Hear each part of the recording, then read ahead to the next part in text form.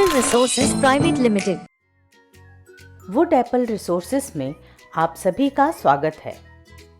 कक्षा 5वीं हिंदी। मैं आपकी शिक्षिका धरा हूँ और ये हैं आपके दोस्त। मैं वुप्पी। मैं हैप्पी। बच्चों, आज हम पढ़ने वाले हैं पाठ 11 सर्वदमन भरत। यह कहानी प्रेम, साहस और न्याय की मिसाल है। इस कहानी में मुख्य रूप से 3 पात्र हैं, शकुंतला, राजा दुष्यंत और उनका पुत्र भरत। आइए पहले हम कहानी के मुख्य पात्रों से मिलते हैं। शकुंतला ऋषि कश्यप की गोद ली हुई पुत्री जो आश्रम में रहती थी। शकुंतला अपनी सुंदरता, धैर्य और सादगी के लिए प्रसिद्ध हैं। राजा दुष्यंत एक महान और न्यायप्रिय राजा, जिन्होंने शकुंतला से विवाह किया और उन्हें एक अंगूठी निशानी के रूप में दी। भरत दुष्यंत और शकुंतला के पुत्र, एक साहसी और न्यायप्रिय राजा जिनके नाम पर हमारे देश का नाम भारत पड़ा। तो आइए शुरू करते हैं आज की कहानी। गांव के सभी मछुआरे नदी की ओर निकल पड़े। चारों तरफ अंधकार छाया हुआ था। तेज हवा चल रही थी और बारिश आने की पूरी संभावना थी। देखते ही देखते मूसलाधार बारिश शुरू हो गई। कुछ देर में बारिश रुक गई और मौसम सुहावना हो गया। सारे नदी तालाब लबालब भर गए थे। गांव के मछुआरों ने नदी में जाल फैलाने का निश्चय किया। इस बार जाल फैलाने पर सभी खुश थे क्योंकि सभी को बहुत मछलियां मिली। एक मछुआरा अपने हिस्से की मछलियों को घर ले आया। उसने कुछ मछलियां बेचने के लिए और कुछ खाने के लिए अलग रख ली। जब उसकी पत्नी ने एक मछली को काटा तो वह चौंक गई। मछली के पेट में एक हीरे की अंगूठी थी। उन्होंने अपने आसपास के सभी लोगों को बुलाया। सभी हीरे की अंगूठी देखकर आश्चर्यचकित थे। सभी ने मिलकर निर्णय लिया कि इस अंगूठी को महाराज के पास ले जाया जाए। मछुआरा अंगूठी लेकर राजमहल गया। राजमहल पहुंचकर मछुआरे ने राजा को पूरी घटना बताई। राजा दुष्यंत अंगूठी देखकर उसे पहचान गए। उन्हें अपनी पत्नी शकुंतला की याद आई। यह अंगूठी राजा ने विवाह के समय अपनी पत्नी शकुंतला को दी थी। अब राजा दुष्यंत शकुंतला की खोज में निकल पड़ते हैं और ऋषि कश्यप के आश्रम में पहुंच जाते हैं, जहां उनकी पत्नी शकुंतला रहती थी, जो लंबे समय से राजा दुष्यंत के आने का इंतजार कर रही थी। राजा वहां एक बालक को देखते हैं जो शेर के बच्चों के साथ खेल रहा था। बालक की साहसिकता देखकर राजा दुष्यंत ने उसका परिचय पूछा। तुम कौन हो? मेरा नाम भरत है और मेरी माता का नाम शकुंतला है। शकुंतला का नाम सुनते ही राजा चौंक जाते हैं। तभी आकाशवाणी होती है कि यह तो तुम्हारा पुत्र है। ऐसा सुनते ही राजा भरत को अपने गले से लगा लेते हैं। बच्चों, आकाशवाणी का मतलब है आकाश से आने वाली आवाज़। प्राचीन समय में इसे हमेशा सच और महत्वपूर्ण माना जाता था। जब किसी महत्वपूर्ण घटना या सच्चाई को बताने की आवश्यकता होती थी, तब आकाशवाणी होती थी। यह संदेश सीधे देवताओं या ईश्वर की ओर से आता था, जिससे लोग इसे गंभीरता से लेते थे। राजा शकुंतला और भरत को हस्तिनापुर ले आते हैं। वहाँ भरत की शिक्षा दीक्षा होती है। उनका राज्य अभिषेक होता है।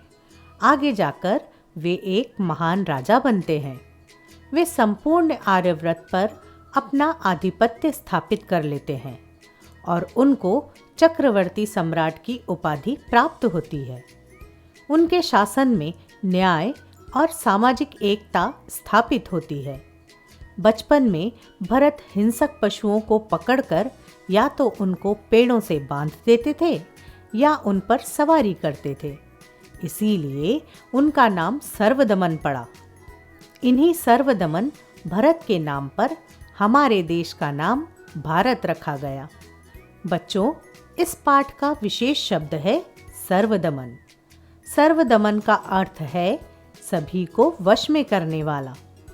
यह नाम उन व्यक्तियों के लिए उपयुक्त होता है जो अपने साहस, शक्ति और निपुणता के कारण किसी भी चुनौती का सामना कर सकते हैं और हर स्थिति को नियंत्रित कर सकते हैं। इस पाठ से हमने जाना कि शकुंतला ने कठिन परिस्थितियों में भी धैर्य और साहस नहीं खोया। यह हमें सिखाता है कि जीवन में कठिनाइयों का सामना धैर्य और साहस से करना चाहिए। भरत का न्यायप्रिय और कर्तव्यनिष्ठ राजा बनना यह दिखाता है कि सही मार्ग पर चलने और नैतिकता का पालन करने से समाज में शांति और समृद्धि लाई जा सकती है। राजा दुष्यंत का अपने पुत्र भरत और पत्नी शकुंतला के प्रति प्रेम और समर्पण हमें पारिवारिक मूल्यों का महत्व सिखाता है। यह दिखाता है कि परिवार के सदस्यों के प्रति प्रेम और जिम्मेदारी का भाव कितना महत्वपूर्ण है। व्याकरण, क्रिया। आओ बच्चों, अब जानें क्रिया के बारे में। क्रिया किसी काम के करने या होने का बोध कराने वाले शब्द क्रिया कहलाते हैं। क्रिया के मूल रूप को धातु कहते हैं। जैसे धातु लिख, क्रिया लिखना। धातु पढ़, क्रिया पढ़ना। धातु हंस, क्रिया हंसना।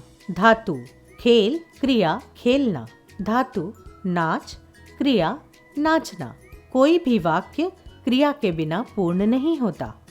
लिंग, वचन और कारक में परिवर्तन होने पर क्रिया का रूप बदल जाता है। लिंग बदलने पर रिंकी गाना गा रही है, रौनक गाना गा रहा है। वचन बदलने पर लड़का फुटबॉल खेल रहा है, लड़के फुटबॉल खेल रहे हैं। कारक बदलने पर गौरी ने सारा रस गिरा दिया, गौरी से सारा रस गिर गया। क्रिया के दो भेद होते हैं, सकर्मक, अकर्मक। सकर्मक क्रिया। सकर्मक क्रिया का अर्थ है कर्म के साथ, अर्थात वे क्रियाएं जिनके साथ कर्म होता है सकर्मक क्रियाएं कहलाती हैं। सकर्मक क्रिया में कर्म का पता लगाने के लिए क्रिया में क्या लगाकर प्रश्न करते हैं। उत्तर में जो शब्द आता है वही कर्म होता है। जैसे मुझे आम पसंद है। क्या पसंद? आम। कर्म। राधा खजूर खाती है। क्या खाती? खजूर। कर्म। राधा किताब पढ़ती है। क्या पढ़ती है? किताब। कर्म। अकर्मक क्रिया। अकर्मक का अर्थ है कर्म के बिना। वे क्रियाएं जिनके साथ कर्म नहीं होता अकर्मक क्रिया कहलाती है। जैसे चीता दौड़ता है, नेहा नाचती है, दादाजी सो गए। क्रिया के बारे में कुछ और भी है, हैं, था, थे आदि भी क्रियाएं हैं क्योंकि ये क्रिया का होना बताते हैं। जैसे सीमा डॉक्टर है, तुम स्वस्थ हो। कुछ वाक्यों में दो क्रियाएं पाई जाती हैं। वह खेल कर सो गया। यहाँ दो क्रियाएं हैं, खेलना और सोना। कुछ वाक्यों में दो कर्म होते हैं। पापा ने मुझे उपहार दिया। जब क्रिया के दो कर्म होते हैं तो उनमें क्या और किसे लगाकर पूछा जाता है।